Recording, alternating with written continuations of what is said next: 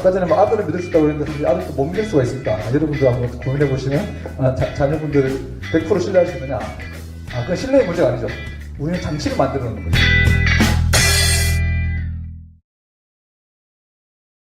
안녕하세요. 신탁고수 오인표입니다. 오늘은 담보 신탁된 주택 임대차 계약 체결할 때 유의해야 될 사항이 뭔가요?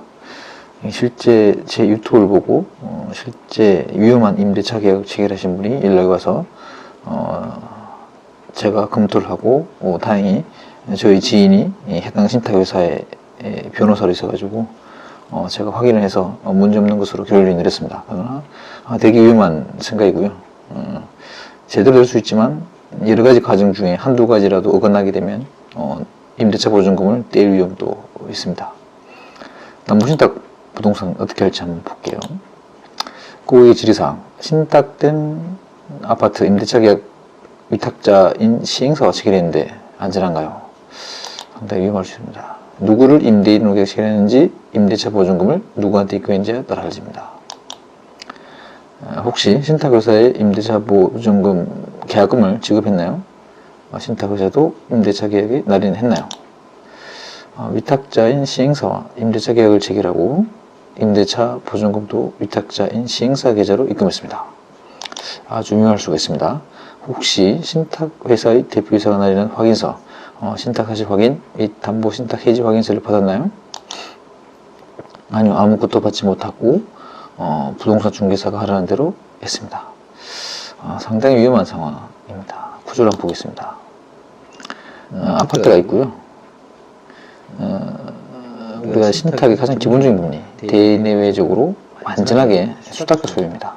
예를 들어 시행사가 준공 후에 대출금을 다 못 갚아서 결국은 준공된 아파트를 담보 신탁한다 라고 했을 때 어떻게 해야 될까요? 담보 신탁 구조를 살펴보도록 하겠습니다.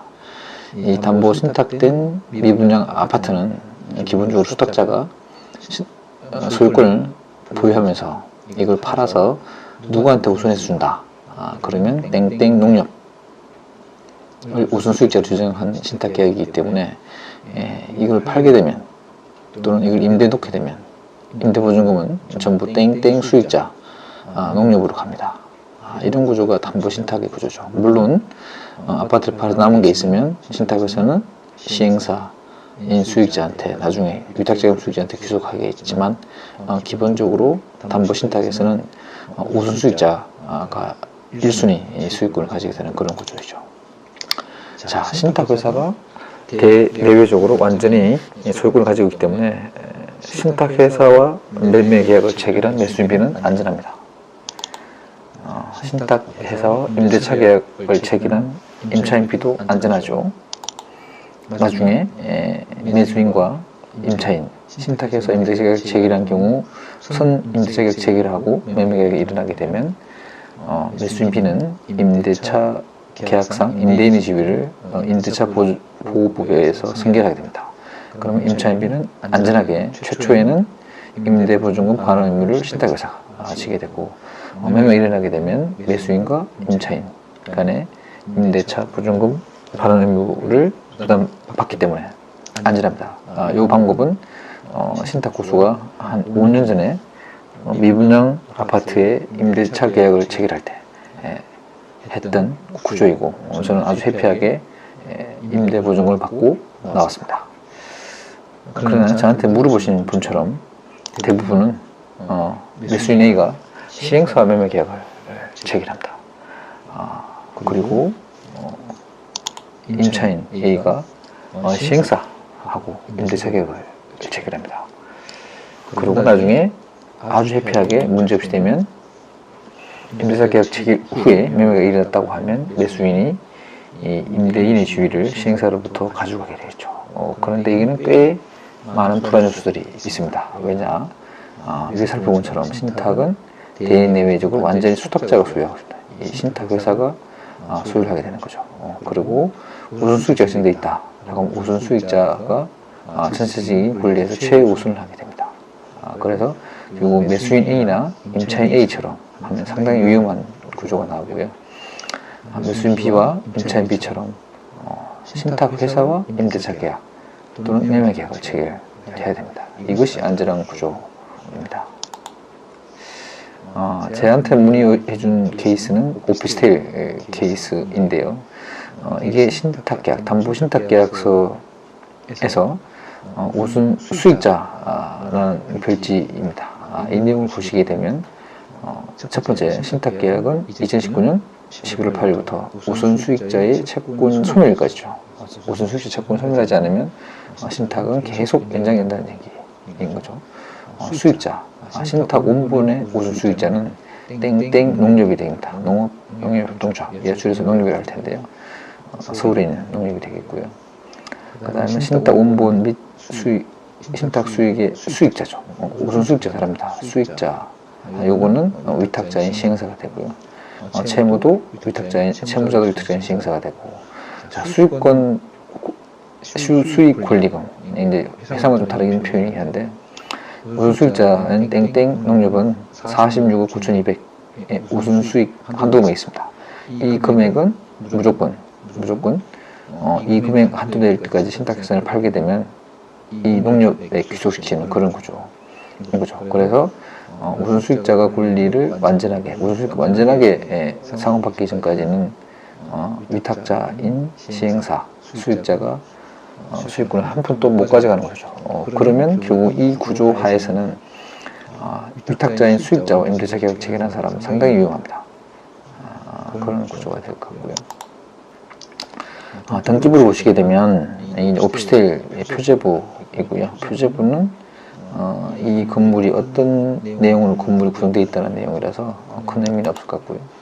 자, 등기부를 보겠습니다. 갑구가 되게 중요하죠. 갑구는 소유권에 관한 사항인데 이 사례는 두 번의 등기가 신탁 등기가 되어 있습니다. 최초의 보존, 이 순위번호를 보시게 되면 최초의 보존 등기 1, 2, 3, 4의 순위번호가 있는데 최초의 보존 등기는 이제 시행사 명의로 나고요. 그 다음에 바로 그 같은 날 신탁을 해서 정부부동산택이 가지게 됐죠. 그리고 이유가 어쨌든 간에 지금 다시 위탁자가 이 소유권을 이전받은 상태입니다. 그래서 신탁에서 귀속을 원인으로 본인이 이전받았고요. 그 다음에 다시 KB부동산 신탁에 신탁을 받습니다. 요 1번과 2번은 담보신탁일 것으로 파악이 되고, 특히 2번은 저한테 신탁 원부를 보내줬기 때문에 이건 담보신탁임이 명확하게 됩니다. 담보신탁 계약서 좀 허리긴 하지만 살펴보도록 하겠습니다. 담보신탁은 결국은 궁극적으로는 목적이 뭐냐라고 하면 위탁자가 부담하는 채무 이행을 보장하기 위해서, 담보하기 위해서 수탁자가 신탁 부동산을 보존하고 관리하고 채무 불이행을 하게 되면 환가 증산하는 목적이 있다. 즉, 이 신탁은 결국 우선 수익자의 채권 담보를 목적으로 하는 신탁이다. 이렇게 이해하시면 될 것 같습니다. 그 다음에 아까 보여드린 것처럼 우선 수익자는 수익권 정서 기재된 별치 금액을 최고 한도로 수익을 받을 권리가 있고 7조 4만을 보게 되면 신탁 원본에 대한 우선 수익자의 수익권은 위탁자의 수익권보다 우선한다. 이게 제일 중요하죠. 신탁 원본에 대한 우선 수익자, 아까처럼 땡땡 농협의 수익권은 위탁자인 시행사의 수익권보다 우선하게 됩니다. 그래서 결국 담보신탁에서는 우선 수익자가 가장 강력한 힘을 가지게 되고요. 임대차 계약 체결할 수가 있죠.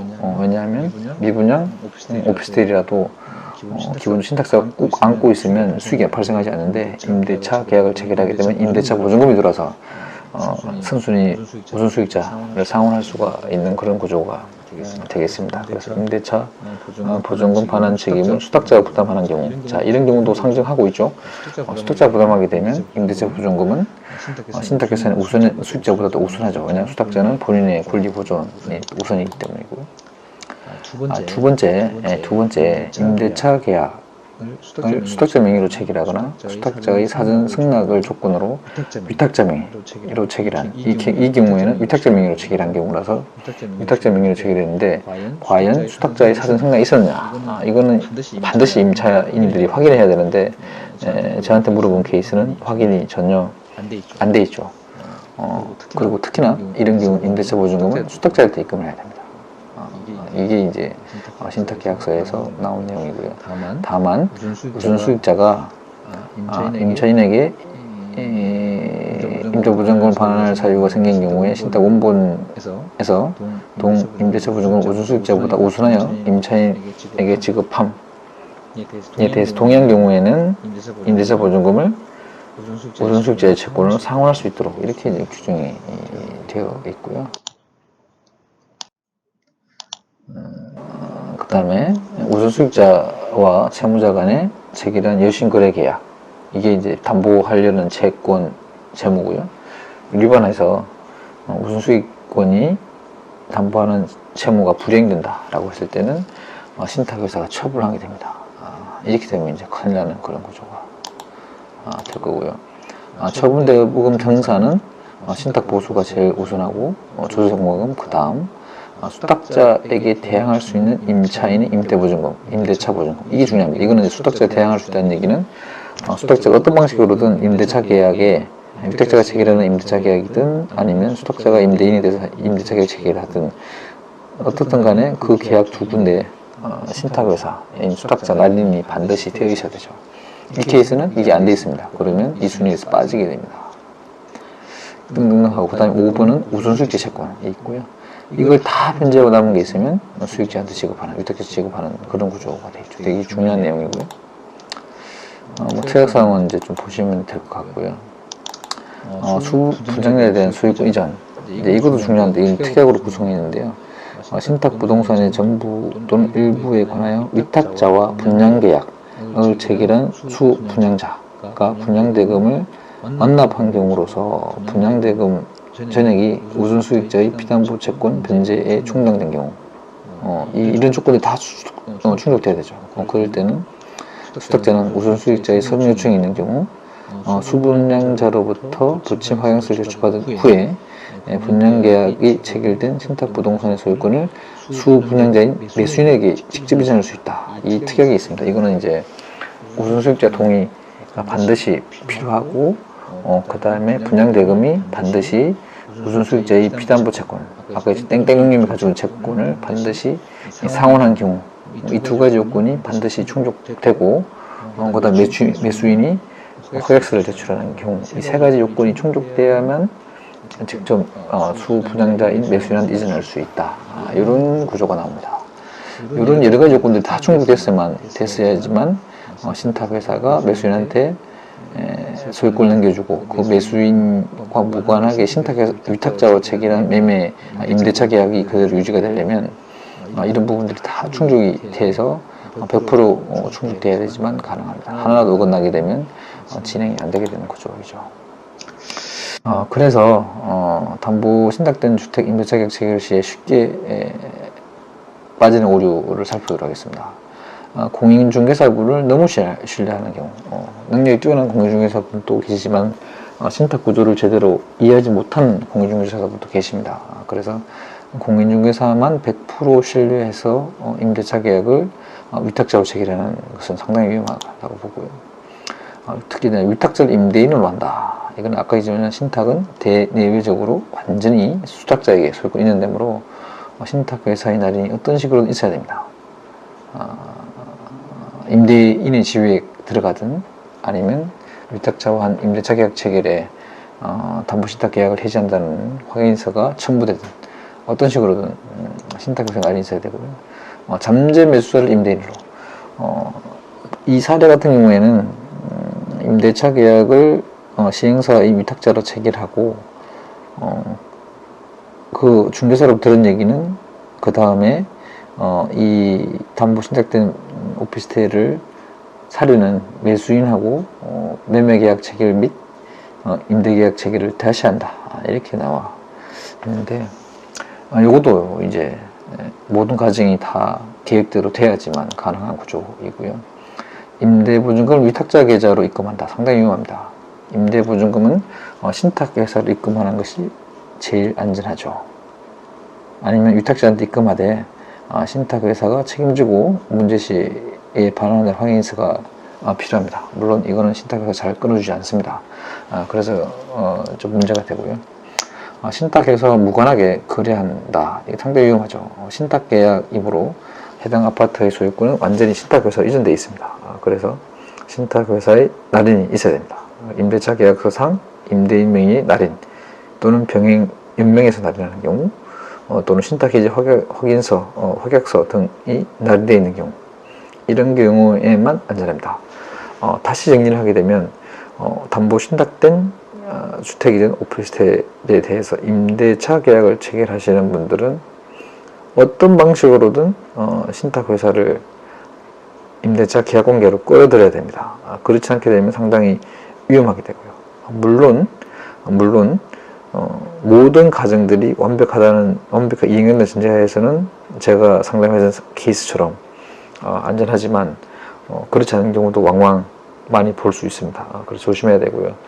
특히나 신탁회사의 그 사내 변호사 지인을 통해서 반드시 해당 물건에 대해서 신탁회사가 우선수익자로부터 아까처럼 땡땡용념으로부터 이 매매계약 및 임대차 계약을 체결해서 결국 신탁 등기를 말소하고 매수인한테 소유권 이전한다는 명확한 구두라도 확인을 받으셔야 됩니다. 그렇지 않게 되면 상당히 골치 아픈 상황이 발생하고요. 제가 상담했던 사례는 제일 위험한 구조, 위탁자인 시행사와 임대차 계약 체결하고 그 다음에 매수인하고는 임대차 계약을 별도로 체결하는 걸 나중에 하겠다 라고 하고 신탁회사로부터 어떠한 확인 확약서도 받지 않는 그런 상황은 절대 만들어서는 안 됩니다.